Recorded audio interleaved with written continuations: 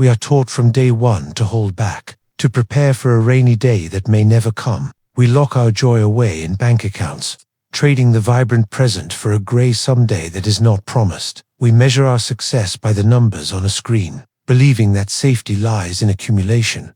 But what if the greatest risk isn't running out of money? What if the greatest risk is running out of time? Michael was 32 years old, and he lived his life on a spreadsheet. He worked long hours in a sterile office, bathed in the blue light of his computer monitor. He drove a rusted car he hated to save on monthly payments. He ate cheap, instant meals alone at his desk. Every night, before sleep, he checked his banking app. Seeing the balance grow gave him a temporary surge of control. He thought he was winning the game of life, but his world was shrinking. His wife suggested a weekend trip to the mountains to reconnect. Michael immediately said no. "We need to save for the future house," he told her, ignoring the disappointment in her eyes. He missed his best friend's wedding because the flights were too expensive. He denied himself hobbies, passions, and simple pleasures. He was building a fortress of cash, but he was living inside an empty prison. The fear of poverty was consuming the wealth of his present life. Then came the call that stopped everything.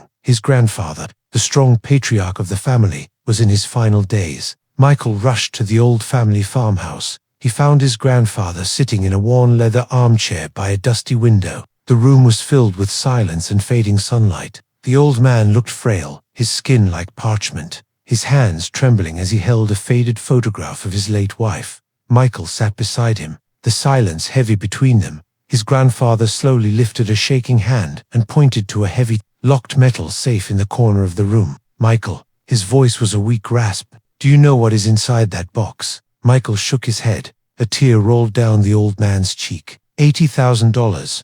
Cash. I scrimped for 40 years to put that away. I didn't take your grandmother to Paris when she dreamed of it. I didn't buy the boat I wanted to take you fishing on. I saved it all for a rainy day. He turned his tired eyes to Michael. "It's pouring rain right now, son, and I cannot spend a dime of it. That metal box is full of paper, but my heart is empty of memories I should have made." He gripped Michael's wrist with surprising strength. "Listen to me. Never save money. Money is paper. It is cold. It is dead. You cannot take it with you when you go. The only thing of value is what you trade that paper for."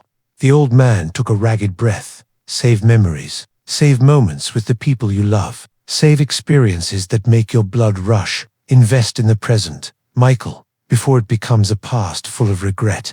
Michael left the farmhouse as the sun was setting, casting long shadows across the fields. The grandfather's words burned in his chest. The fear was still there, the deep-seated fear of not having enough. But a new feeling was stronger, a desperate hunger for life. The next morning, Michael made a choice. It felt reckless. It felt terrifying. He transferred money out of his sacred savings account. He booked the mountain trip.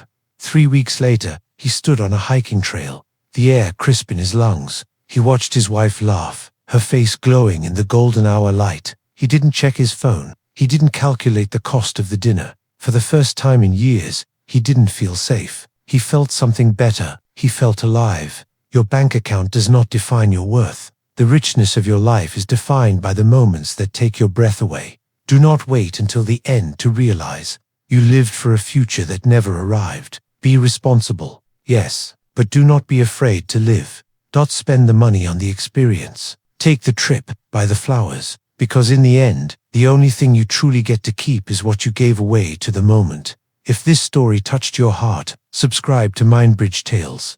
Every story here is a lesson. Every lesson is a step toward a better life. God bless you.